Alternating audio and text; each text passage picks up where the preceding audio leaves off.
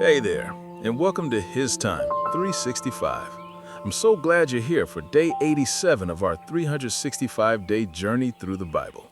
Today, we'll look at 2 Samuel 14 through 16, and I'll walk you through what happens, what it means, and why it matters. I'll share a summary and some insights to help you see the big picture and connect with the heart of the scripture. During your quiet time, I encourage you to read today's lesson in a Bible translation that speaks to you best. Now grab a quiet moment, take a deep breath, and let's spend a few minutes giving God His time. The complexity of forgiveness and consequence. Have you ever found yourself in a situation where family loyalty clashes with personal integrity? Today's story takes us deep into the heart of David's kingdom, where love, betrayal, and the quest for forgiveness intertwine. As we explore 2 Samuel chapters 14 through 16, we see the challenges of leadership, the pain of familial relationships, and the heavy price of choices.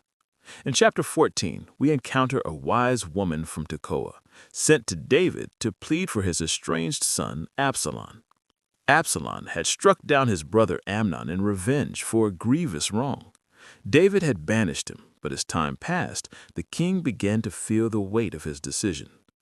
The woman, using her cunning, weaves a story that mirrors David's own life, prompting him to reconsider his relationship with Absalom.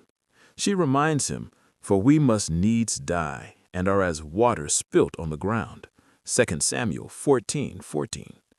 This poignant reminder encourages David to bring Absalom back into the fold, emphasizing the importance of reconciliation, even when it seems challenging. However, the reunion is not as simple as it sounds. When Absalom returns to Jerusalem, he lives in isolation for 2 years, never being allowed to see David's face. This period of separation breeds bitterness and resentment, illustrating how unresolved issues can fester in our lives. Have you ever had a conflict with a family member that went unresolved? Often, those silent gaps can lead to misunderstandings and hurt feelings, making it harder to bridge the gap later.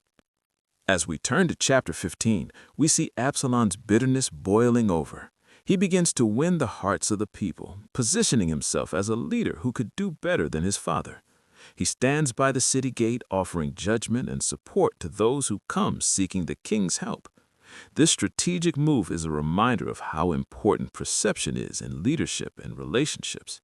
In our own lives, we might face situations where we feel overlooked or underappreciated. It's easy to become resentful and to seek validation in unhealthy ways, just as Absalom did. Fueled by ambition and a desire for power, Absalom eventually declares himself king in Hebron, leading a rebellion against David. The consequences of David's earlier decisions come crashing down as he learns of the uprising. Instead of fighting, David chooses to flee Jerusalem with his loyal followers, embodying a profound lesson in humility and grace. He recognizes that his past mistakes have led to this moment and chooses to avoid conflict. In our own lives, sometimes the best choice is not to fight back, but to step away, assess the situation, and choose a path that promotes peace. As David flees, we see the stark divide between loyalty and betrayal. One of his trusted advisors, Ahithophel, turns against him and sides with Absalom. This moment breaks David's heart, but it also reminds us that loyalty can be fragile. In our modern world, we often experience similar betrayals, whether in friendships, workplaces, or even digital relationships. It's a bitter pill to swallow when someone we trust chooses another path. In chapter 16, David's humility continues to shine. As he leaves Jerusalem, a man named Shimei throws stones at him, cursing him and reminding him of his failures. David's response is remarkable.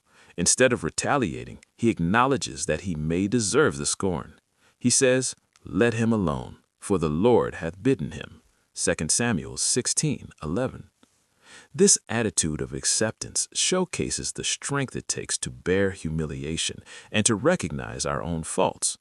It's a powerful lesson for us in today's world, where it's easy to become defensive and lash out when criticized.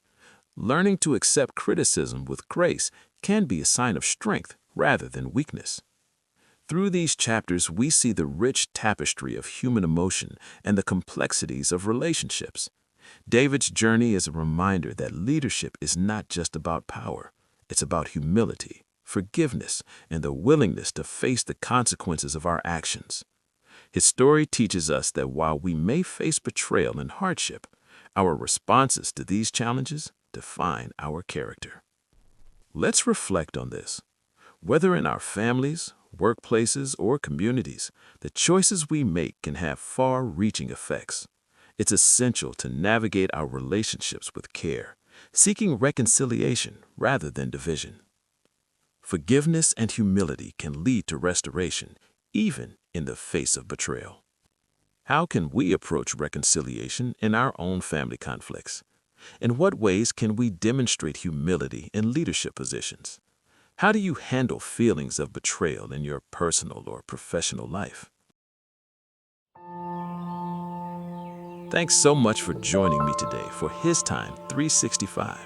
Remember, today's reading is 2 Samuel 14 through 16, so be sure to spend some time with those verses during your quiet time. Tomorrow, we'll be diving into 2 Samuel 17 through 20, so feel free to read ahead if you'd like to prepare. If you enjoyed this time together, don't forget to like, subscribe, and tap the bell so that you never miss a day on this journey. I'll see you right back here tomorrow for day 88. Until then, stay encouraged, and thank you for giving God His time.